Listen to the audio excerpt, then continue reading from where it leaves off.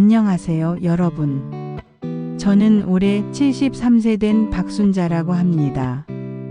오늘 여러분께 제 이야기를 들려드리려 해요. 아마 많은 분들이 공감하실 이야기일 거예요. 저희는 평범한 가정이었어요. 남편과 함께 두 아이를 키우면서 평생을 살았죠. 남편이 돌아가시고 난 후 10년 동안 혼자 살면서도 큰 어려움 없이 지냈어요. 연금도 받고 건강도 나름 괜찮았거든요. 그런데 작년 겨울 갑자기 허리가 아프기 시작했어요. 처음엔 나이 들면 다 그런 거라고 생각했죠. 파스도 붙이고 찜질도 하고. 그런데 점점 심해지더라고요.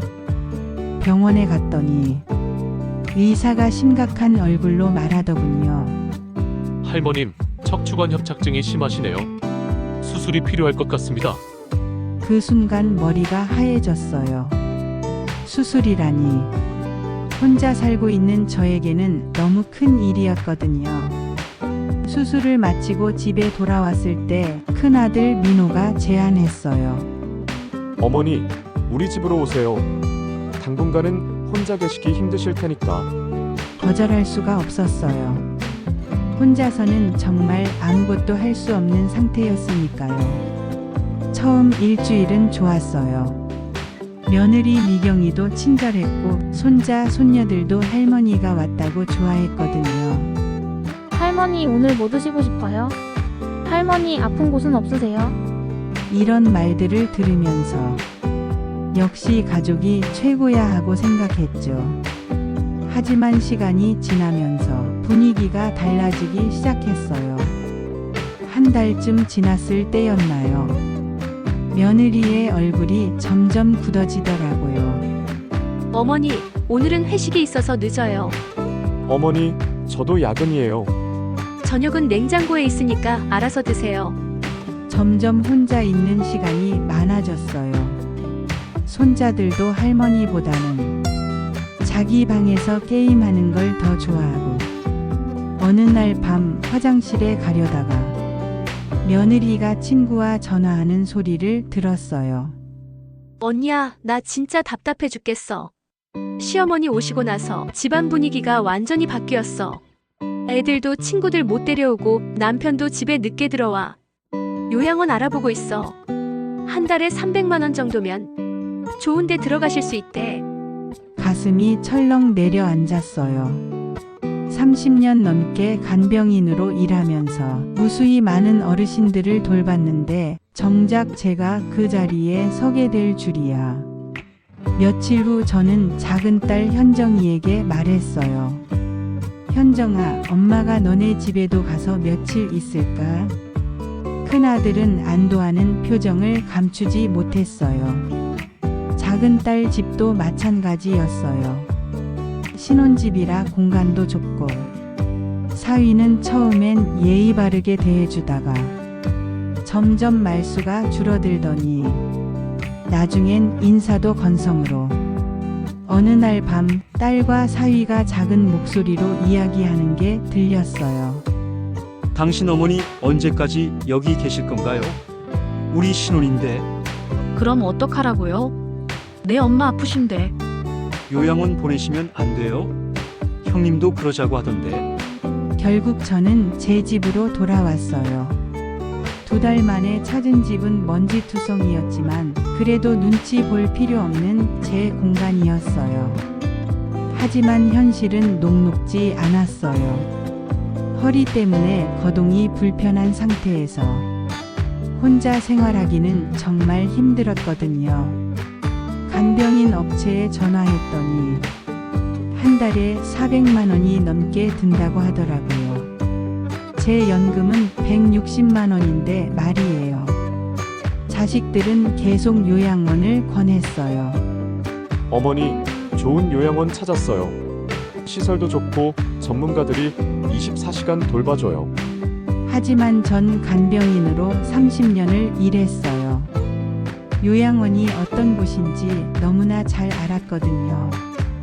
처음엔 자식들이 자주 온다고 하지만 점점 발걸음이 뜸해지고 명절에도 얼굴 보기 힘들어지는 그때 동네 복지관에서 우연히 알게 된 게 있어요. LH 고령자 복지주택이라는 거였어요. 할머니 이거 한번 알아보세요. 65세 이상이면 신청할 수 있고 월세도 20만 원 정도예요. 처음엔 믿기지 않았어요. 요양원이 300만 원인데 복지주택이 20만 원이라니. 자세히 알아보니 정말이더라고요. 국가에서 지원하는 임대주택이라 저렴하고 혼자 살기에도 안전하게 설계되어 있다고. 신청서를 내고 자식들에게 말했더니 난리가 났어요. 어머니, 그런 데는 어떤 사람들이 사는지도 모르잖아요. 혼자 사시다가 갑자기 아프시면 어떡해요? 하지만 정작 그들이 신경 쓰는 건 다른 거였어요. 어머니, 그럼 지금 집 전세금은 어떻게 하실 거예요? 아, 이거구나. 내 전세금이 탐났던 거구나. 성호 대학 등록금도 있고 미정이도 직장만 할 때 조금 보태주시면. 그 순간 모든 게 명확해졌어요. 자식들은 제가 요양원에 가든 복지주택에 가든 상관없었어요. 다만 제 전세금만 자신들이 가져갈 수 있다면요. 안 돼. 엄마 돈은 엄마가 쓸 거야. 처음으로 자식들에게 단호하게 말했어요. 평생 너희들 키우느라 내 노후 준비도 제대로 못했는데 이제 와서 얼마 안 되는 돈마저 가져가려고 하니. 자식들은 당황했어요. 평생 자신들 말 잘 듣던 엄마가 갑자기 변한 거니까요. 복지주택 입주 심사에 합격했어요.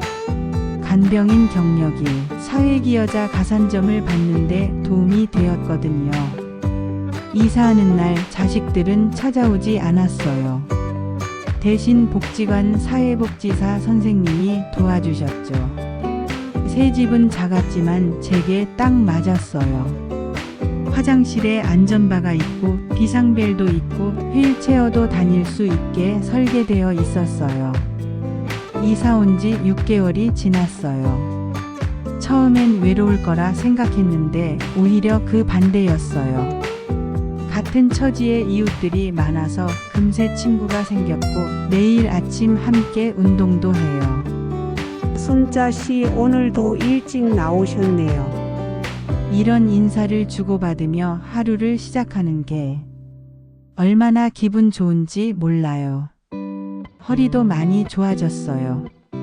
복지관에서 물리치료도 받고 꾸준히 운동하니까 지팡이 하나로도 충분히 다닐 수 있게 되었거든요. 한 달쯤 지나자 현정이가 먼저 찾아왔어요. 엄마 생각보다 여기 좋네요. 걱정했는데. 그리고 조심스럽게 사과했어요. 엄마 미안해요. 전세금 때문에 그랬던 거. 민호도 3개월 후에 찾아왔어요. 작은 화분을 들고서요. 어머니, 집들이 선물이에요. 그날 민호가 솔직하게 말하더라고요. 어머니, 우리가 너무 이기적이었어요. 이제 와서 보니 어머니 결정이 맞았어요. 간병인으로 30년 일한 경험을 살려서 복지주택 내 어르신들 상담 봉사를 시작했어요. 매주 목요일마다 도서관에서 어르신들 고민을 들어드리고 있어요. 할머니 덕분에 제 마음이 한결 가벼워졌어요. 이런 말을 들을 때마다 보람을 느껴요. 아직 누군가에게 필요한 사람이라는 느낌이 들어서요. 인터넷 강좌도 들었어요. 처음엔 어려웠는데 이제는 손자들과 영상통화도 하고 인터넷 쇼핑도 해요. 매주 토요일은 이웃들과 함께 요리하는 날이에요. 김치도 담그고 반찬도 만들어서 나눠 먹어요. 순자 씨는 참 용기 있으셔. 자식들 눈치 안 보고 이렇게 당당하게 사시다니. 이웃 할머니가 그러시는데 저도 처음엔 무서웠어요. 정말 혼자 살 수 있을까요? 자식들이 저를 버리는 건 아닐까. 하지만 결국 내 삶은 내가 선택해야 하는 거더라고요. 복지주택에 입주한 지 1년이 되던 날 작은 파티를 열었어요. 자식들도 오고 이웃들도 와서 함께 식사했어요. 어머니, 정말 행복해 보이세요. 민호의 말에 고개를 끄덕였어요. 그래, 이제야 진짜 내 삶을 찾은 것 같아. 현정이가 눈물을 글썽이며 말하더라고요. 엄마, 우리가 고마워해야죠. 엄마가 이렇게 당당하게 살아가는 모습 보니까 우리도 배워요. 이제 저는 73세예요. 아직 10년, 20년은 더 살 수 있어요. 그 시간을 자식 눈치 보며 서럽게 살 필요도 없고 요양원에서 쓸쓸히 지낼 필요도 없어요.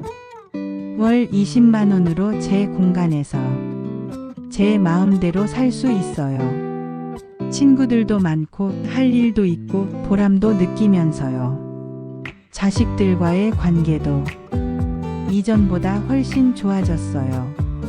경제적으로 독립하고 나니까 서로 부담 없이 만날 수 있게 되었거든요. 한 달에 한 번씩 찾아와서 진심으로 안부를 묻고 제 생활을 걱정해줘요. 이제는 전세금 얘기는 하지 않아요. 제 이야기를 듣고 계신 어르신들께 말씀드리고 싶어요. 자식들 눈치 보지 마세요. 요양원에서 후회하지 마세요. 우리 삶은 아직 끝나지 않았어요. LH 고령자 복지주택처럼 좋은 제도들이 많이 있어요. 정보만 알면 월 20만 원으로도 당당하게 살 수 있어요. 물론 처음에는 무서워요. 자식들이 서운해하면 어떡하나, 정말 혼자 살 수 있을까? 이런 생각들이 들죠. 하지만 용기를 내세요. 우리에게도 선택권이 있어요. 그리고 그 선택은 우리가 해야 해요. 지금 저는 더 이상 자식들에게 의지하지 않아요. 제 노후는 제가 책임지고 제 선택은 제가 해요. 매일 아침 일어나서 이웃들과 운동하고 상담 봉사도 하고 새로운 것들도 배워요. 가끔 자식들이 찾아오면 정말 반가워요. 이제는 서로 부담 없이 만날 수 있으니까요. 손주들도 할머니가 독립적으로 사는 모습을 보면서 뭔가 배우는 것 같아요. 할머니 진짜 멋있어요. 이런 말을 들을 때면 제가 옳은 선택을 했다는 확신이 들어요. 여러분, 나이가 들었다고 해서 선택권이 없는 건 아니에요. 우리에게도 얼마든지 다른 길이 있어요. 요양원 300만 원, 간병인 400만 원. 이런 비용 때문에 절망하지 마세요. 월 20만 원으로도 충분히 당당하게 살 수 있어요. 다만 정보를 알아야 해요. 그리고 용기를 내야 해요. 제 이야기가 조금이라도 도움이 되셨다면 주변 분들께도 알려주세요.